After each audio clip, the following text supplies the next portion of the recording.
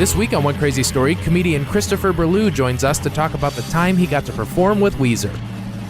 And I was like, let's do something to feel like I remember it. Yeah. And so like I take my clarinet, I raise both hands, and I start singing along to the point where Rivers Cuomo is looking at me angrily. Hey everybody, welcome to another edition of One Crazy Story. I'm your host, Nate Armbruster, and we've got a great show for you guys this week. I don't know who this we is. I don't know why I keep saying we. Yeah, we've got a great show. Nope, just me. Just me. Of course, who would help me with this? What do you think? No, nobody. It's hard enough getting people to agree to like be a guest on a podcast when you're just some guy in a basement on a Tuesday afternoon. That's hard enough. You don't need we. I don't need to bring a we into this. This is good enough. I don't know. I should really just call this the Something to Do podcast because it's a Tuesday. I don't pretend like I'm Mark Maron. You know, it's just a Tuesday afternoon and it's not drugs or alcohol. So if anything, this is a really good thing for me to do. So if you're listening, thank you. Also, if you're listening, I want to know. So will you just tell me? Just send me an email at onecrazystory@gmail.com. Email me. Tell me you listen to this. Tell me why you listen to it. And tell me a story from your life that you think should be on the show. And I'll probably read it. No, I will read it. Tell me something messed up that's happened to you. I don't know. I want to hear a fun story from just anybody. And I'll read it on the air. Because holy shit, if you actually do that, I owe you something. We'll take you to lunch or something. So anyway, if anything comes to mind, email me at onecrazystory@gmail.com and let me know what you think of the show too. It'd be nice to hear from you. So today's show, my guest is Christopher Burlew. I met Chris through the Detroit comedy scene. He's a super good dude. Very fun to talk to. I found out Chris once got to play with Weezer at the Palace of Auburn Hills in Auburn Hills, Michigan, where the Detroit Pistons used to play before they moved back downtown. And it's just an awesome, fun story. So this week, it's a fun one. You know, it's about a young man who gets to play music with some of his heroes. So there you have it. Enjoy this week's episode with my friend and comedian, Christopher Burlew. This happened late September. I want to say September 27th, 2008. No way. And Palace of Auburn Hills. You had to play at the Palace of Auburn Hills, where the Detroit Pistons formerly played. Formerly, yes. That's a big stage. That is a big stage. They, if I remember right, the most of the upper bowl was curtained off, so not as big. Yeah, but still, that's a huge. They only sold like 15,000 tickets. Like it's not, you know. Yeah, right. Who cares? That's nothing. They couldn't even sell out the Palace of Auburn Hills. Are you telling me that bringing Angels and Airwaves on tour with you can't sell you another 8,000 tickets? I forgot about Angels and Airwaves. I try to. I also try every day to forget about my Blink-182 phase.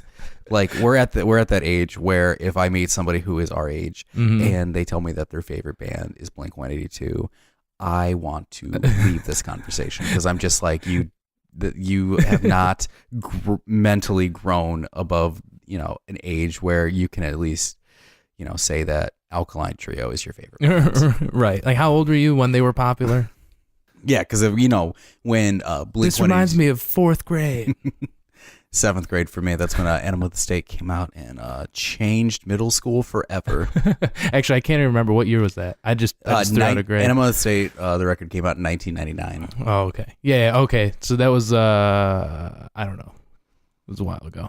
Yeah, so that was already, shit. Yeah, no, I was young. Yeah. I was a kid. I was younger than I am now. Yeah, so I couldn't, it didn't affect my life in any way. I liked the music. I like it, but I like the music. I went to the 7th grade the next day and was like, this record is so good. I listened to it 4 times in a row yesterday. That's funny. That's so funny. And then it was PE and I got a ball thrown at my head. So did you play music? Is that Yeah. So I didn't even know you were in a. Were you in a? Are you in a band? You play I'm music, not in a Chris? band. I did not play guitar with Weezer, so it makes the story as we tell it going to be progressively less and less cool. But it's still one crazy story with Nate Armbruster. That's right. Well, I didn't even. All right, so you don't play music at all. Now I don't. Yeah. This at the time though, you played like I had been rocking a mean B flat clarinet for about 12 years. Perfect. That's so perfect. Yeah, and so what happened was trying to find the right way to start this from my memory, because everything with me has to be a soliloquy. I just have it in my head that you were just there as an audience member, and they were like, "Come on up here." It's like this dream come true. Because I'm just walking around with a B flat clarinet. Just you look like you look like you want to play something, kid. Hop on up here. No, so I went on the 89X website for kicks. When I was a teenager listening to Blink 182, I would go to the 89X website like every day to read like the news that they would have about all the new bands coming out, because that's how, I discovered music, and I have a big love of music. And I was just randomly on the internet, and I was like, wouldn't it be funny if I went to the 89X website, like for old time's sakes? And just a big thing at the top of the website was like, play with Weezer. And I was like, what? Okay. This was when Weezer was touring on their Red album, which for the Weezer historians out there, I'm going to go out on a limb and say one of the worst times to be a Weezer fan. Just put it out there. You heard it here first. Because with Weezer, it's like the Blue album, it's amazing. Pinkerton, weird, even more amazing. Green album, I love it a lot. I know a lot of Weezer fans don't. And then they released the Rare Sides Maladrot, and then Make Believe, which is just like, what is happening? So you are a big fan of Weezer, though. So regardless, I was a pretty decent fan of Weezer. So, but you applied for this literally because it was Weezer. Like, if it was just anybody, would you have done it? Within reason. Like, I don't think I would be sharing the stage with Limp Bizkit, Nate. But I would. I would have chosen Limp Bizkit over Weezer for sure. Just because, what's going to be more fun? Probably Weezer. Because if you was Limp Bizkit, you would be playing a trombone in some BP gas station parking lot. I already perform at those venues, so that's nothing out of the ordinary for me. So you apply for this contest to play with it. It just says play with Weezer. Does it tell you what you're gonna play? You give them your name, your number. And I think my gay had to give him my email because I think he had to send some stuff to me. Sure. And then it's like, what instrument can you play? And how long have you played this instrument? Because they just don't want people being like, I can play the harp. Yeah, and then you show up with a harp, and it's just like, oh, I've actually never played this. Yeah, I just wanted to meet Weezer. And then you're on stage for 15 minutes with Weezer. Wow. Bling, bling, bling, bling. Just sucking it up. No audition process either. No, let's make sure this guy can play. It's like the real life rock band where finally you start hearing the boos, and eventually they pull the amplifier out from the harp. Yeah. You get kicked off the stage. That's horrible.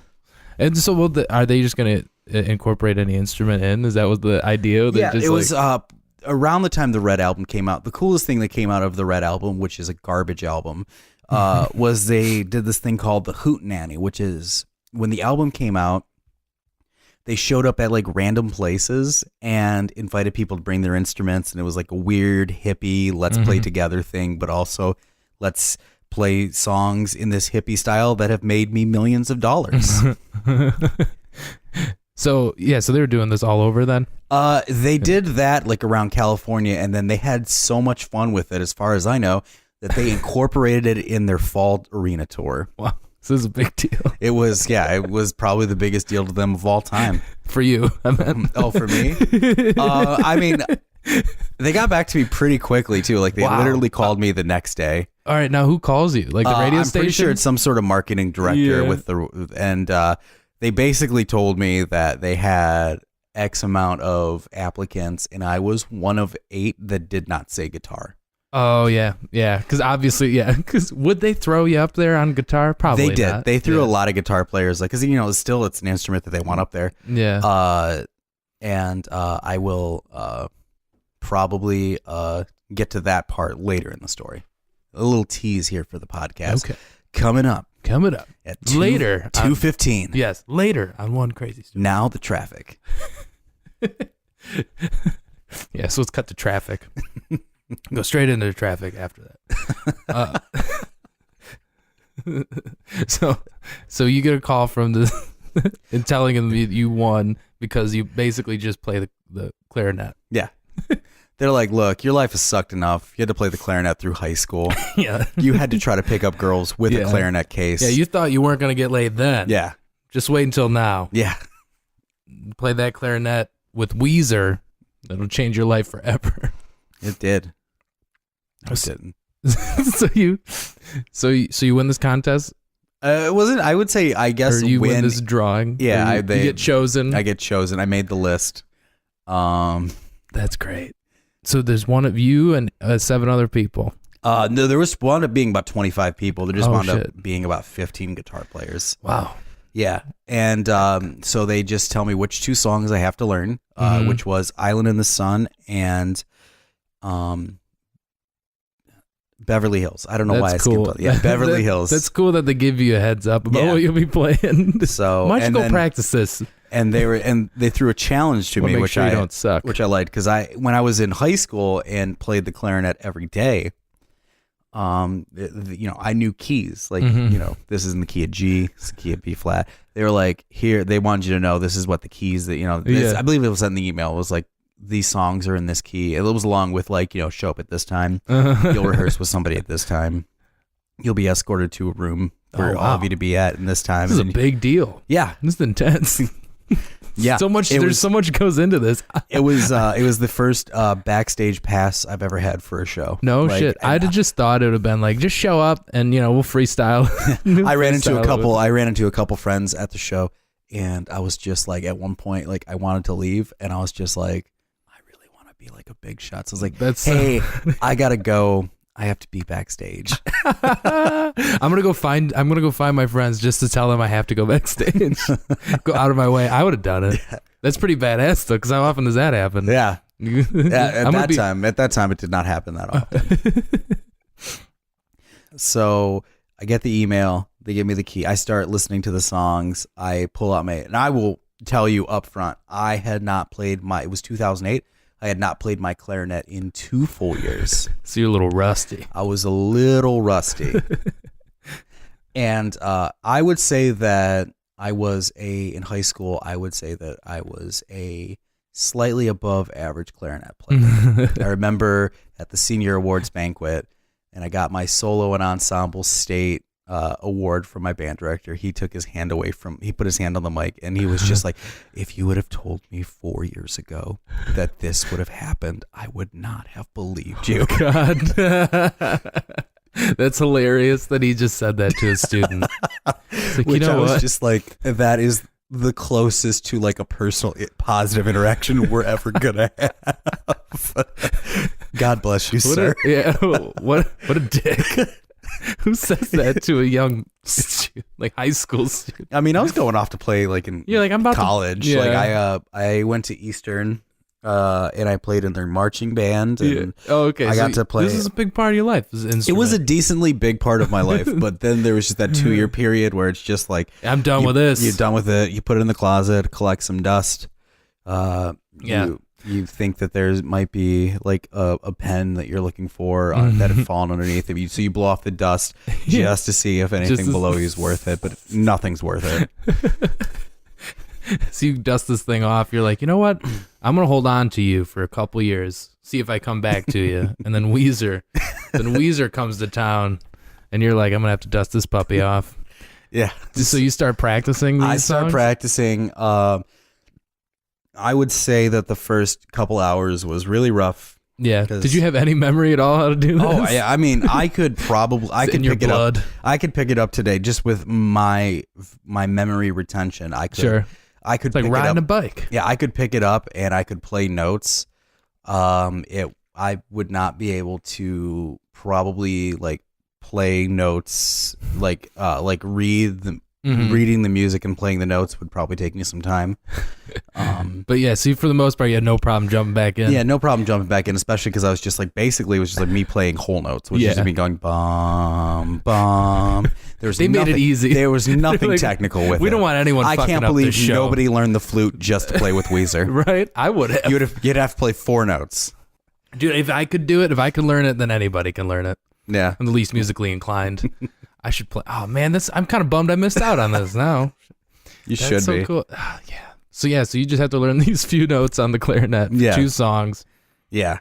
And so out of the 2 songs, one of my favorite songs, the Weezer songs of all time, was Island in the Sun. Mm-hmm. And when I was in middle school, I wanted to be cool so bad that I tried to learn to play the guitar, but I do not have the finger dexterity to do such a thing. I think everybody goes through a guitar phase. I had the guitar tabs to Island in the Sun, so I was like, I have the notes, and so I was just like, let's figure out how, because the B flat clarinet and a guitar, the notes are 2 different things based on the sound because they're in 2 different keys. Mm-hmm. So I had to take everything what the notes say, I believe, a step up. Music nerds, I hope, are not like shuddering right now. It's been music nerds out there. Don't get too mad. Yeah, it's been 9 years. I have no clue what's going on. Yeah, I don't know music. I don't know how to read it, write it. Yeah, so I basically would have to listen to it. I'd have to play it like a note higher. Yeah. Or lower, depending on what it actually was. Mm-hmm. It's been 9 years. Give him a break. Give Chris Burlew a break. God, I can't wait for. I'm gonna have to sift through all of these angry tweets about it. Yeah, because all of my listeners, my high school band director will listen to this podcast specifically. If anyone showed up for any reason to anything I did to tell me how much they hated this, I would be so happy. I actually would be. I'd be like, "You are live. You're a real person. You listen to something I do." That's not true. I've listened to like 4 of these. Thank you, Chris. So I spend my entire weekend not doing my community college homework to do this. Yeah, this becomes your life for like 2 weeks. Yeah, not even 2 weeks. I had like 5 days. Okay, even less. And so I go up to the palace. I get there like, I don't know, like an hour earlier than I have to because I'm just like, dude, you're excited, man. I'm like, yeah, I gotta go. My friend Ryan went with me. At one point, he had to go wait in line by himself, and I was like, yeah, man, you gotta go backstage. I gotta go backstage, man. Life is gonna change. I'm gonna get 3 phone numbers tonight, man. I'm gonna get 3 phone numbers. I'm gonna play 4 notes. And I'll see you in a year. It's the greatest phone number to note ratio in music history. I'll see. You know what? That's true. If we're going, I mean, that's probably pretty accurate. Probably. Unless you're Motley Crue. Yeah, that's true. Which I have made a lot of physical strides in the last 10 years. At me in 2008 did not have that opportunity. No. God bless 22-year-old Chris, but right. No. Even with the clarinet, standing up on stage with Weezer, you still couldn't close that deal. Yeah. You want to go out sometime? Ew. You know Weezer? So the show starts. The first band to open the show was Tokyo Police Club. I got to watch about like 15 minutes of their set. And then I had to be back there for rehearsal. And that's when me and a bunch of other people that were playing that night, including my Facebook friend still to this day, Josh Miller. Hope you're listening. Wait, so you met this dude there? Yeah. Like in this, you guys shared this experience and you're still friends? Still Facebook friends. That's awesome. Yeah, we used to see each other at concerts all the time.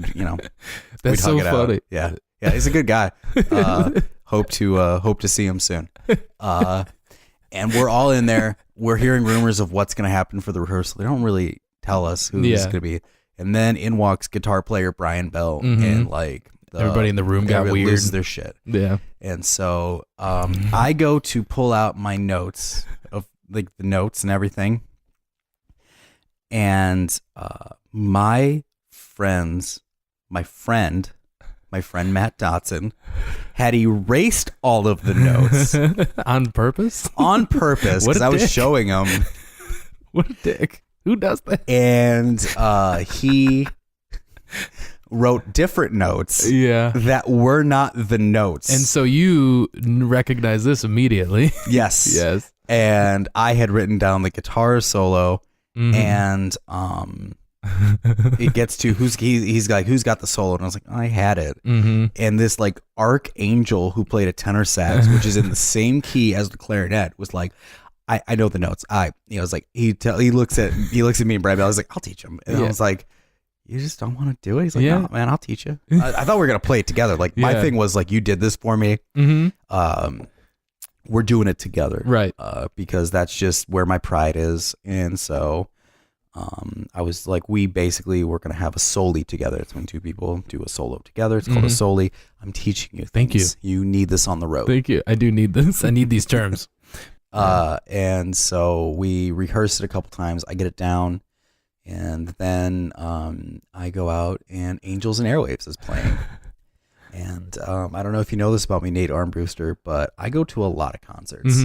In 2008, I saw Angels and Airwaves 3 times. That's a lot. That's a lot of times that's more than to you hear need. a very poor version of the U2 sounding guitar. Yeah. Because that's all it was different. It was just Blink 182 who had to listen to the Joshua Tree. That's what Angels and Airwaves was. They weren't even around that long, really, were they? It's still a thing he does on occasion. Sure, but they're on this tour, and you get to watch them. And they're next. Weezer's on after. Yeah, the Weezer's on after them. I had to, so watching Angels and Airwaves was the 3rd time I'd seen them that year. Both times I walked out.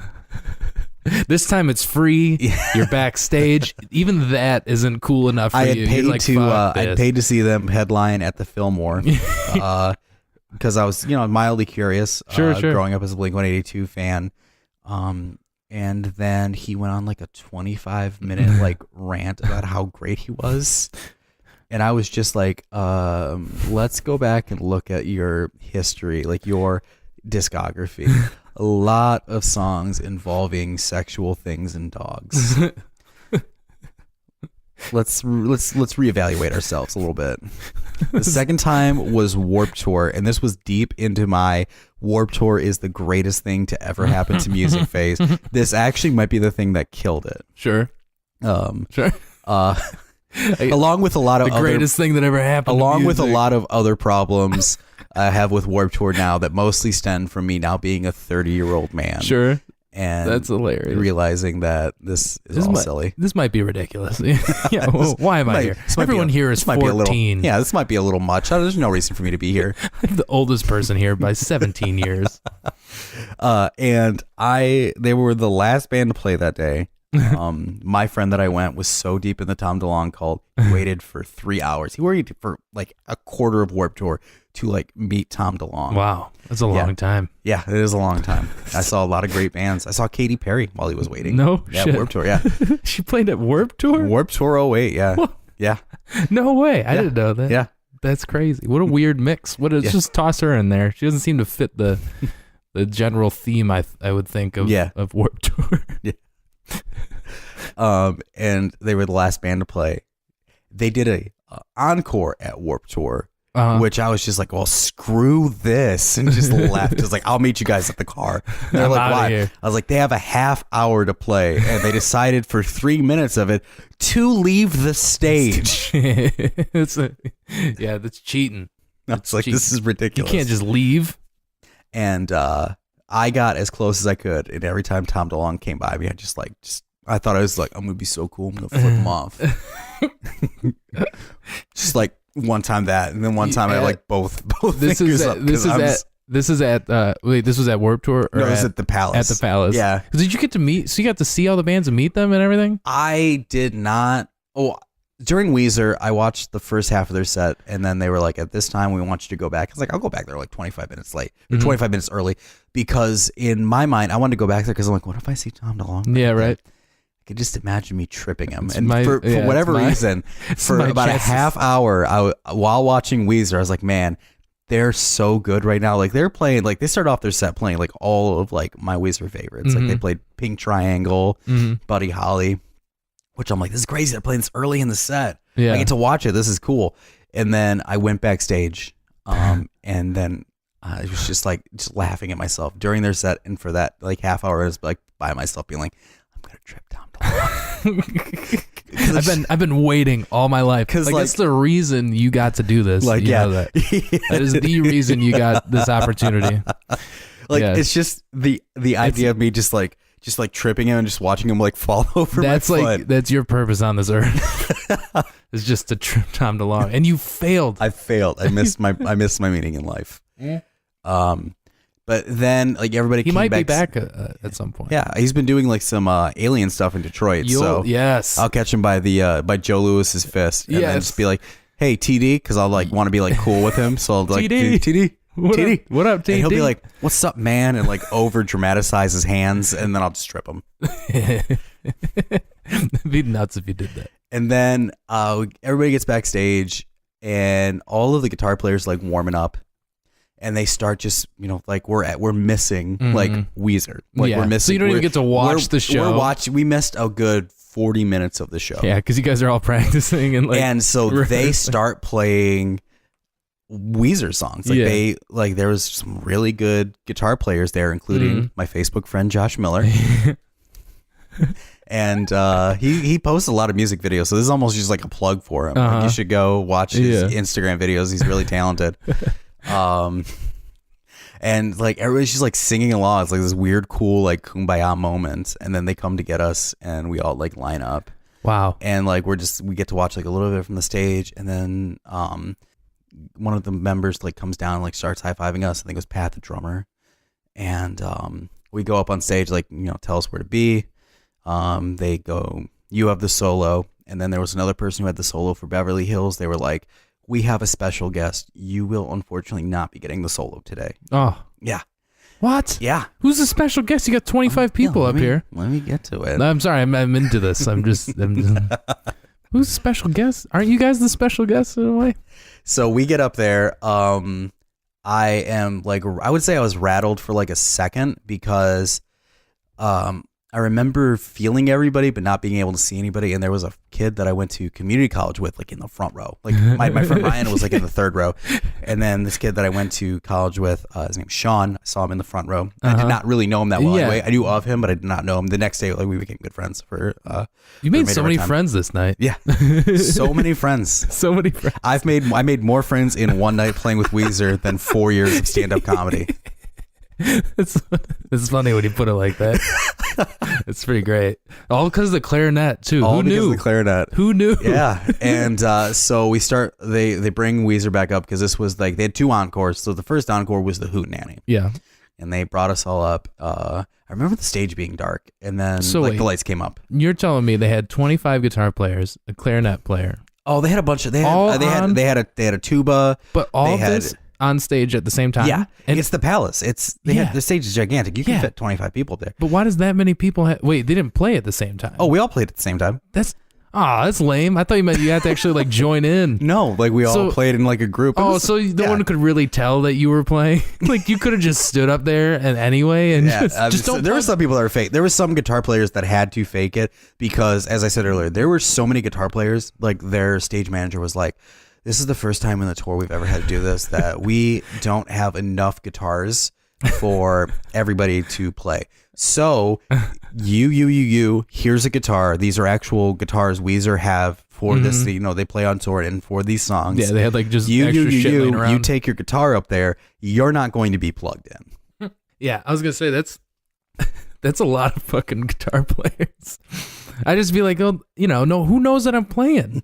I thought like there'd be a way where like they would bring you on stage one at a time. Like, we'll just play this song until and then just like plays. Intro you. That's what I mean. Chris Burlew, and then you from walk this out. corner from Monroe, Michigan. Right? He's barely kissed a girl. It's Chris Burlew, everyone. And then you just break into the clarinet. This is oddly specific. You play a positive moment. You play your 4 notes on the clarinet. And then they cut to the other side. They just go back and forth. They just like they just alternate stage, like stage right. We got Chris Burlew. Stage left is this other guy who's got the guitar. And then it just sounds like we're just gonna battle to the death. I guess you're right, but like I wish you got to just play with them instead of like this other guy Josh over here.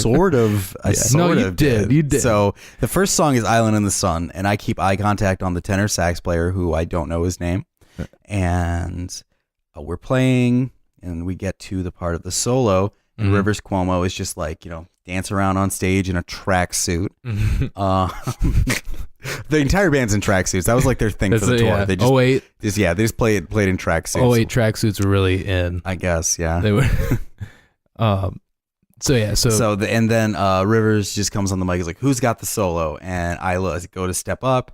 And I'm like, I'm going to hear a tenor sax while I'm playing. And then I rip into the solo. Oh, shit. The crowd goes crazy. Oh, shit. And I'm like, I don't hear a tenor sax. I went up by myself. And I feel like I'm playing it. Oh, and no, you are. So you did get that moment. I did get that moment. Of just this whole place is being electrified by my clarinet skills. Like, that's so badass. Yeah.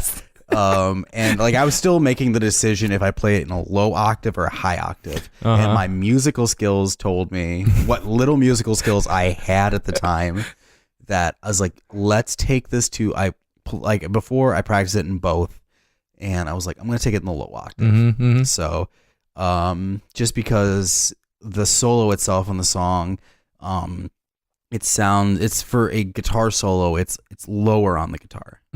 So I was just like, it's going along with the vocal structure of the song. So I was like, I'm going to play it in the lower octave. I'm going to get more air out playing it in the lower octave. It's going to sound better. And that was an artistic choice. That was my artistic interpretation. Stage manager told you what to do, and you're like, you know what? I got this. I got this lower octave, and you're just crushing it. Yeah. And the song gets done, and it's like I realize that I'm never going to have this moment again. And I was like, let's do something to feel like I remember it. Yeah. And so like I take my clarinet, I raise both hands, and I just start singing along to the point where Rivers Cuomo is looking at me angrily. And he's like, back up, dude, back the fuck up. And after like the third time I did it, I was like, you know what? You wrote Pinkerton. I understand. That's so funny. That's so funny. You're like, who's this kid think he is? Shows up with the clarinet, crushes it. And then we play Beverly Hills, which, we don't need to talk. There's not too many special things about it with me.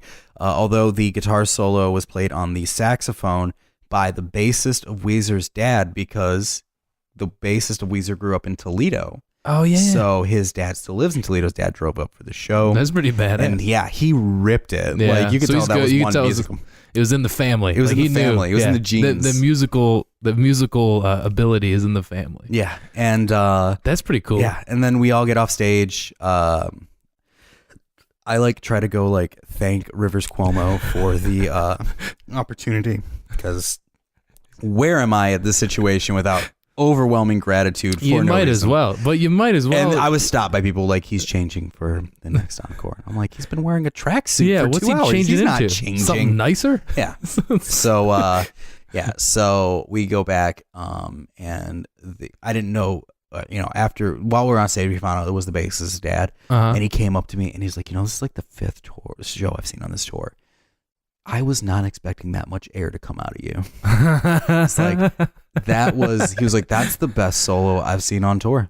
What? And I was like, did you cry? I did, but it was just you held back tears. Yeah, it definitely fueled the ego that I had for going for that night. Oh yeah, and this is after 2 years of you not even touching the clarinet. 2 years without me. Now I haven't touched it basically since that day. Yeah, so it's been almost 9 years. You don't touch. So don't go back. I might pick it up and I might be Benny Goodman. We don't know. Don't go back, Chris, because it's probably not. It's in my car right now. It's been in my car for about a year and a half, which means it's probably been torn to shit by the elements. But even then, you could still play the shit out of that clarinet. Oh, most definitely. Oh, my God. So 15,000 people losing their minds while you're playing the clarinet. Yeah.